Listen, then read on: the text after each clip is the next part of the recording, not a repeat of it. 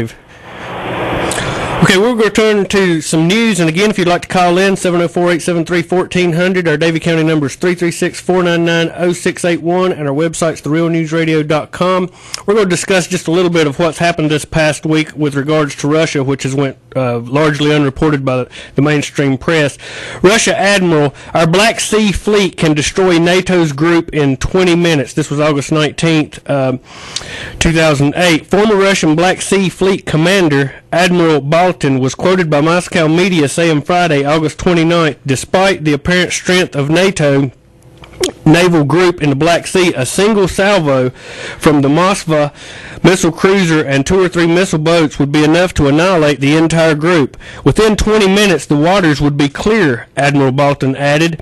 We will not strike first, and they do not look like people with suicidal tendencies.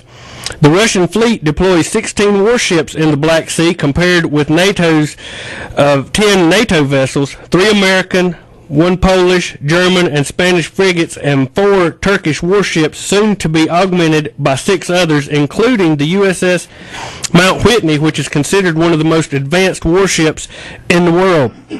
In Washington, White House spokeswoman Dana Perino rejected Russian Prime Minister Vladimir Putin's assertion that U.S. personnel were in combat zone during the war in Georgia, and someone in the United States provoked the conflict to help one of the candidates in the American presidential race. In his first major remark since the Georgian crisis erupted, Putin quoted information provided by the Russian military but offered no evidence.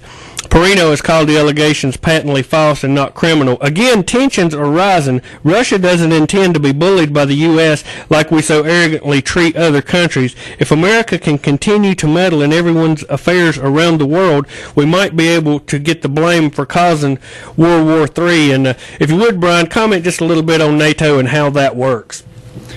Article 5 of the NATO Charter specifies that an attack against one of the NATO countries can and will be treated as an act against all. And of course, we've surrounded Russia with NATO countries, so really any aggression, of course, aggression defined by us, could in fact be a declaration of war.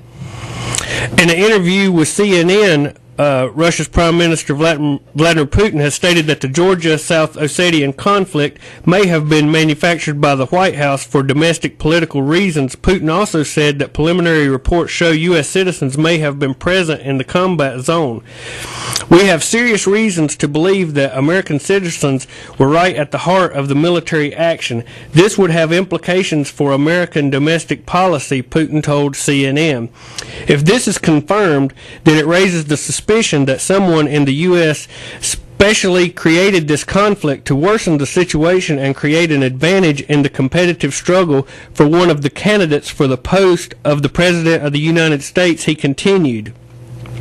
They needed a short, victorious war, Putin added, and if it didn't work out, they could always put the blame on us, make us look like the enemy, and against the background of the surge of patriotism. Once more, rally the country around a particular political force, Putin explained. And I found this very interesting. Gorbachev was on Larry King Live and stated, Georgia attacked Ossetia and Russia intervened, but our media, TV, newspapers reported Russia as the aggressor. It has now been confirmed our media was misrepresenting the facts. I think it is high time everyone wake up and demand answers to why our media is so transparently feeding us propaganda and disinformation. A true media would have uncovered and reported the vast misrepresentations that led us into the war we're now in with Iraq. This was reported this past week in the Washington Post by Reuters, and it went totally unreported in the mainstream press. 3 U.S. soldiers killed 4 handcuffed and blindfolded Iraqi prisoners with pistol shots on the bank of the Baghdad Canal last year, the New York Times reported on Wednesday. Sergeant First Class Joseph Mayo, the platoon sergeant, and Sergeant Michael P. Leahy, Jr., Company D's senior medic and acting squad leader, made sworn statements in January to Army investigators in Germany probing the incident, the newspaper reported on its website.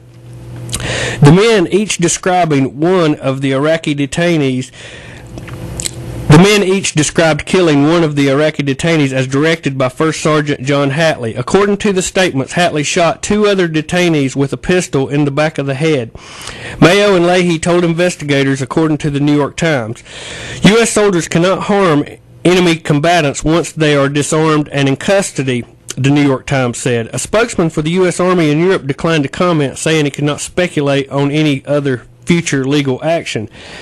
David Kortz, a lawyer in Germany, named the New York Times as representing Hatley was not immediately reachable. According to Leahy's statement cited by the New York Times, Army officials directed Hatley's convoy to release the men because there was insufficient evidence to detain them.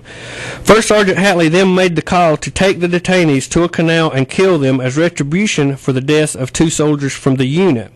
So the patrol went to the canal, and First Sergeant Mayo and I took the detainees out of the back of the Bradley, lined them up, and shot them, he added, according to the Times. Then we pushed their bodies into the canal and left.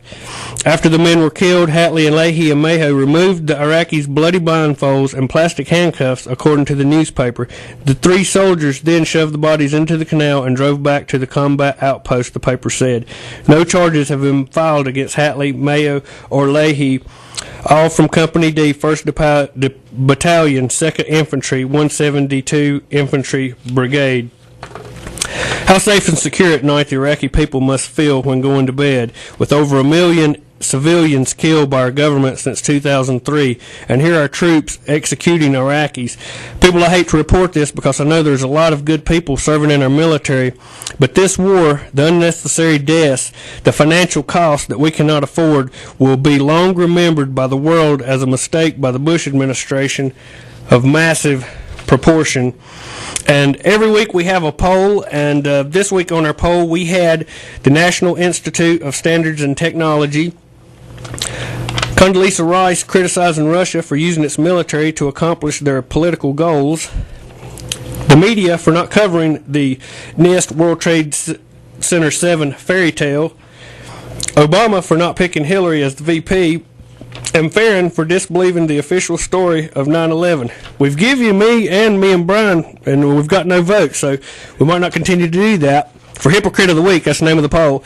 And this week, the winner is the National Institute of Standards and Technology.